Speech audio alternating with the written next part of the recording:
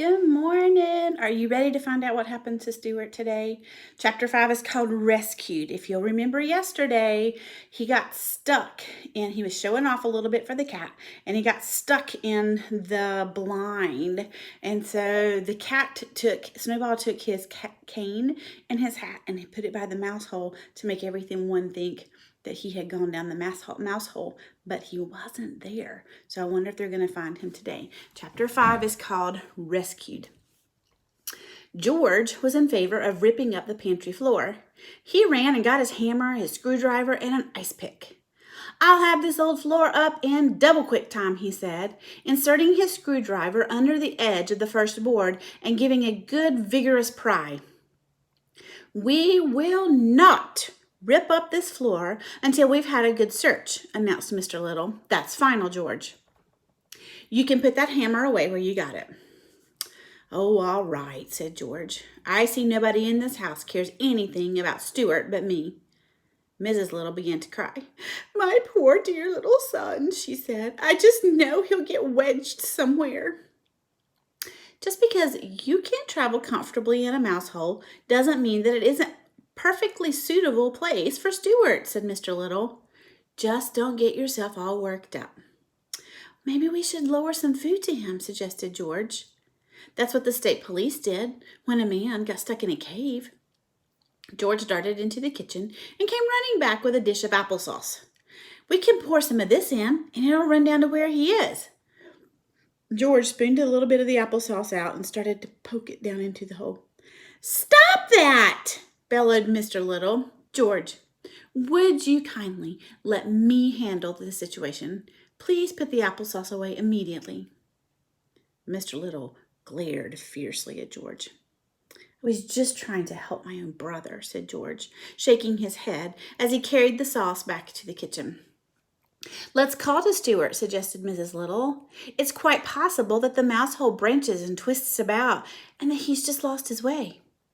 "Very well," said Mr. Little. "I'll count to 3, and then we'll all call, and then we'll all keep perfectly quiet for 3 seconds to listen for an answer." So he took out his watch. Mr. and Mrs. Little and George got down on their hands and their knees, and they put their mouths as close as possible to the mouse hole. And then they all called, "Stuart!"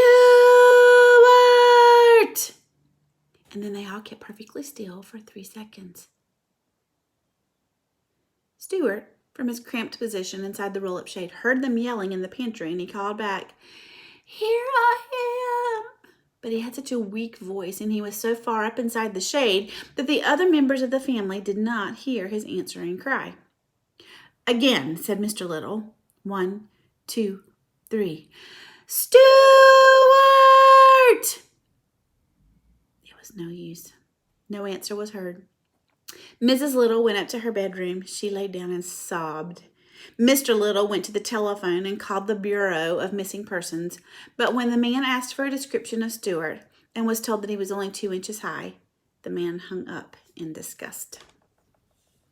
George, meantime, went down to the cellar and hunted around to see if he could find other entrances to the mouse hole. He moved a great many trunks and suitcases, flower pots and baskets and boxes, broken chairs from one end of the cellar to the other in order to get to the section of the wall that he thought was the likeliest, but he found no hole. He did, however, come across an old discarded rowing machine of Mr. Little's, and he became very interested in this, so he carried it upstairs with some difficulty, and he spent the rest of the morning rowing. All right, so here's some pictures. So here's a picture of all of the Littles down on their hands and knees, yelling into the mouse hole, looking for Stuart. And then here is a picture of George in an old rowing machine. I wonder, are they going to find Stuart? When lunchtime came, everyone had forgotten about breakfast. All 3 of them sat down to lamb stew, which Mrs. Little had prepared. But it was a sad meal. Each one was trying not to stare at the small little empty chair that Stuart always occupied, right next to Mrs. Little's glass of water. No one could eat, so great was the sorrow. George ate a bit of dessert, but nothing else. When lunch was over, Mrs. Little broke out crying again and said that she thought Stuart just must be dead. "Nonsense! Nonsense!" growled Mr. Little. If he is dead, said George, then we ought to pull down all the shades into the house. And so he raced over to the windows and began pulling down the shades. George, shouted Mr. Little in a very exasperated tone, if you don't stop acting in this fashion, I will have to punish you. We're having enough trouble today without having to cope with your silliness. But George had already run into the living room and began to darken it to show his respect for the dead. He pulled a cord, and out dropped Stuart onto the windowsill. Well, for the love of Pete, said George. Look who's here, Mom.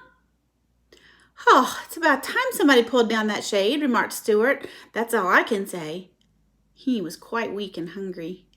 Mrs. Little was so overjoyed to see them that she just kept right on crying. Of course, everyone wanted to know how it had happened.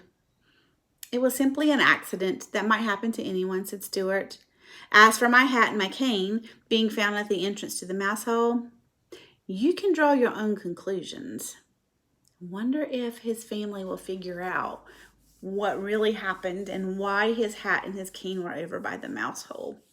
All right, I hope you have a great weekend, and I will read chapter 6 on Monday.